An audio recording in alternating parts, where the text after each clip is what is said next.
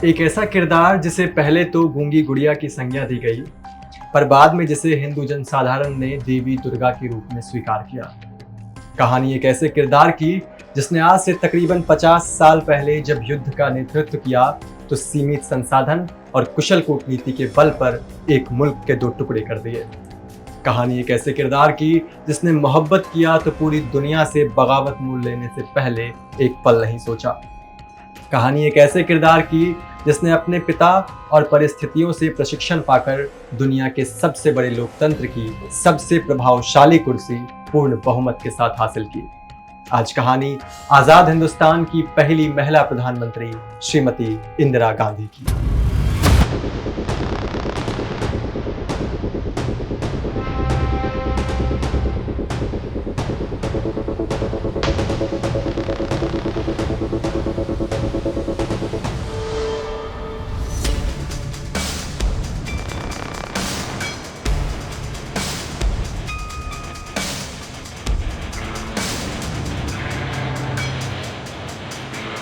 नमस्कार, आयुष आनंद के साथ आप देख रहे हैं पॉलिटिकल पंचायत की स्पेशल सीरीज कहानी और किरदार।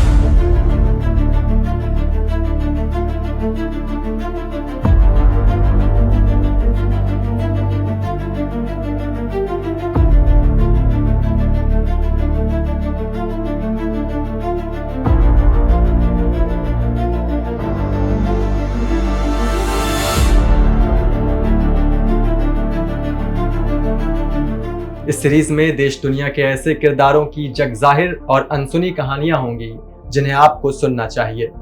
इसलिए नहीं कि आप उनके बारे में कोई राय कायम कर सकें, बल्कि इसलिए कि उन किरदारों में कितना कुछ है जो सीखा जा सकता है, कितना कुछ है जो सुना जा सकता है। इस सीरीज में हमारी पहली किरदार है इंदिरा गांधी। आज के पहले एपिसोड में हम जानेंगे आनंद भवन में उनकी पहली किलकारी से लेकर फिरोज गांधी से उनकी मुलाकात और फिर उनकी शादी तक की कहानी। अपने दादा मोतीलाल नेहरू और पिता जवाहरलाल नेहरू की लाडली इंदु के इंदिरा गांधी बनने की कहानी बहुत लंबी है। ऐसा कहना गलत नहीं होगा कि व्यक्तिगत, पारिवारिक और आसपास की राजनीतिक गतिविधियों ने इंदु को इंदिरा गांधी का आकार दिया। ये सफर जितना लंबा रहा उतना ही रोमांचक भी। इस सफर में इंदिरा के जीवन का पहला पड़ाव रहा उनका बचपन। जवाहरलाल नेहरू के पिता यानी इंदिरा के दादा मोतीलाल नेहरू एक कश्मीरी पंडित परिवार में पैदा हुए थे। बाद में ये परिवार ऊंचे पहाड़ों से संगम के किनारे भारत के एक प्रमुख तीर्थ स्थल इलाहाबाद में आ बसा। इंदर मल्होत्रा अपनी किताब इंदिरा गांधी में लिखते हैं, अपने जन्म के लिए स्थान और परिवार चुनने के मामले में इंदिरा नेहरू गांधी अत्यंत भाग्यशाली रही। 19 नवंबर 1917 को जब इलाहाबाद शहर के जाने माने मकान आनंद भवन में इंदिरा का जन्म हुआ तो मोतीलाल नेहरू और जवाहरलाल नेहरू की खुशी का ठिकाना नहीं था। मगर जब पंडित नेहरू की मां यानी इंदिरा की दादी ये बोल पड़ी कि बेटा होना चाहिए था, तो ये सुनते ही मोतीलाल नेहरू बेहद गुस्सा हो गए। इंदर मल्होत्रा अपनी किताब में लिखते हैं, गुस्से में मोतीलाल नेहरू ने अपनी पत्नी से पूछा, क्या हमने अपने बेटे और 2 बेटियों के पालन पोषण में कोई भेदभाव किया है? क्या आप दोनों को समान रूप से नहीं मानती? जहां तक हम जानते हैं जवाहर की यह बेटी 1000 बेटों से बेहतर साबित हो सकती है। आखिर किसे पता था कि मोतीलाल नेहरू की यह भविष्यवाणी कितनी सच साबित होने वाली है। मोतीलाल नेहरू ने अपनी मां इंदिरानी के नाम पर पोती का नाम रखा इंदिरा।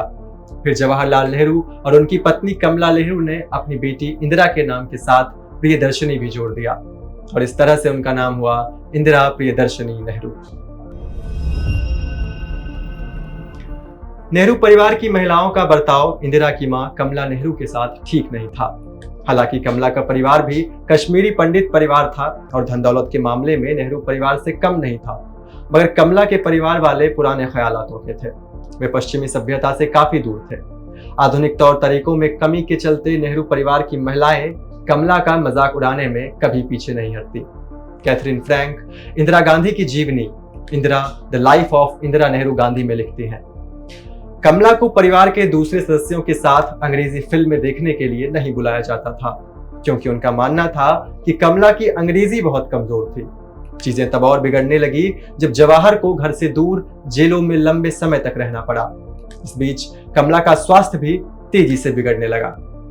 यहाँ तक कि जवाहर की मां स्वरूप रानी कमला नेहरू को अपने बेटे के लायक तक नहीं मानती थी और इस बात को जाहिर करने में भी वो कभी पीछे नहीं हटती। अपनी मां के प्रति परिवार का यह व्यवहार इंदिरा को कभी पसंद नहीं आया, मगर जवाहरलाल नेहरू अपनी पत्नी और बेटी की आहत भावना से हमेशा अनजान रहे। वर्षों बाद जवाहरलाल नेहरू ने बड़े ही दुख के साथ स्वीकार किया कि वो अपनी पत्नी के प्रति एकदम लापरवाह रहे और उनका विवाह बहुत सफल नहीं रहा। जब यह सब कुछ बीत रहा था तब इंदिरा बहुत छोटी थी। वो असहाय होकर अपनी मां के साथ यह दुख तब तक झेलती रही जब तक कि 37 वर्ष की उम्र में बीमारी के चलते उनकी मां कमला नेहरू का निधन नहीं हो गया। एक बार की बात है जब इंदिरा की मां कमला नेहरू फिरोज के कॉलेज के बाहर आंदोलन कर रही थी। इसी बीच उनकी तबीयत बिगड़ी और वो बेहोश हो गई। फिरोज ने देखा तो उनकी मदद की। इसके बाद यह पहली बार था कि जब इंदिरा प्रियदर्शनी नेहरू की मुलाकात फिरोज से हुई। फिरोज का पूरा नाम फिरोज ढांडी था, जो एक पारसी परिवार से थे। उनका परिवार भी देश के स्वतंत्रता संग्राम से जुड़ा हुआ था।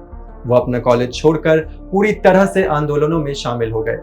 फिरोज ने महात्मा गांधी की विचारधारा से प्रेरित होकर अपने नाम के आगे गांधी की जगह गांधी लिखना शुरू कर दिया। अब इंदिरा और फिरोज की मुलाकात अक्सर ही आंदोलन और विरोध प्रदर्शनों में हुआ करती थी। फिरोज अब नेहरू परिवार के लिए भी अजनबी नहीं थे। स्वतंत्रता संग्राम में शामिल ये युवक आनंद भवन का हिस्सा बन गया था, मगर परिवार के दूसरे सदस्यों के मुकाबले इंदिरा फिरोज को कुछ ज्यादा जानती थी। मां की बीमारी के दौरान फिरोज इंदिरा की मदद करता। जब कमला की हालत बहुत बिगड़ गई थी तो फिरोज ने पूरे मन से उनकी देखभाल की। मां के निधन और पिता के अक्सर जेल जाने के बीच इंदिरा के एकाकी और उदास जीवन में फिरोज इंदिरा का इकलौता साथी था। सन 1941 के करीब जब इंदिरा विदेश से अपनी पढ़ाई पूरी कर भारत लौटी तो देश में आजादी को लेकर आंतरिक संघर्ष अपने शिखर पर था। इसी माहौल में इंदिरा ने अपने पिता से कहा कि वह फिरोज गांधी से शादी करना चाहती है। अत्यधिक उदार और ऊंचे विचार रखने वाले नेहरू को इस बात से ज्यादा फर्क नहीं पड़ा कि फिरोज दूसरे धर्म के हैं, मगर इंदिरा की बुआ विजयलक्ष्मी पंडित को जब इस बात का पता चला तो उन्होंने इंदिरा को अपने कमरे में बुलाकर कहा कि तुम फिरोज से शादी करने के बजाय केवल एक रोमांटिक रिश्ता रख सकती हो। इंदिरा को अपनी बुआ की इस बात से बहुत नाराजगी हुई। उन्हें ऐसा लगा कि बुआ उनके और फिरोज के रिश्ते की तौहीन कर रही है। पंडित नेहरू ने भी फिरोज की आर्थिक स्थिति को लेकर इंदिरा को आगाह जरूर किया था, मगर जैसा कि मोहब्बत में अक्सर होता है, इंदिरा को भी फिरोज की माली हालत से कोई फर्क नहीं पड़ा। इंदिरा अपना मन बना चुकी थी और इस बात पर अड़ चुकी थी कि अगर पिताजी ज्यादा जोर देंगे तो वो उनसे बात करना बंद कर देगी। पंडित नेहरू इंदिरा की जिद से भली भांति वाकिफ थे और इस वजह से उन्हें इंदिरा की बात माननी पड़ी, मगर इस विवाह को स्वीकार करते ही नेहरू परिवार पर आसमान टूट पड़ा। नेहरू परिवार के मसले अब राष्ट्र के मसले बन चुके थे। इसे मिश्रित विवाह का नाम देकर देश भर में कड़ा विरोध किया जाने लगा और यह विरोध तब तक ठंडा नहीं पड़ा जब तक कि गांधी जी खुद इंदिरा और फिरोज के पक्ष में मैदान में नहीं उतरे। अपने एक साक्षात्कार में इंदिरा गांधी कहती हैं कि फिरोज से उनकी शादी के सवाल पर ऐसा लगता था कि पूरी दुनिया उनके विरोध में है। बहरहाल तमाम चुनौतियों, उलझनों और विवादों के बाद 26 मार्च 1942 को हिंदू रीति रिवाज के अनुसार उनकी शादी हुई। इंदिरा और फिरोज ने हनीमून के लिए कश्मीर को चुना। इंदर मल्होत्रा अपनी किताब में लिखते हैं, गुलमर्ग से नवदंपति ने नेहरू को तार के जरिए संदेश भेजा, काश हम यहाँ से आपको थोड़ी ठंडी हवा भेज पाते। फौरन नेहरू का जवाब आया, धन्यवाद, पर वहां आम कहाँ है। हनीमून से लौटे तो दोनों ने मिलकर आनंद भवन के पास ही एक छोटा सा घर किराए पर लिया। इंदिरा और फिरोज शादी के बाद घर गृहस्थी बसाने की तैयारी में थे, मगर नियति को यह मंजूर न था। आगे क्या कुछ घटित हुआ यह हम इस सीरीज के अगले एपिसोड में जानेंगे। आज के लिए इतना ही, हमें दीजिए इजाजत, शुक्रिया।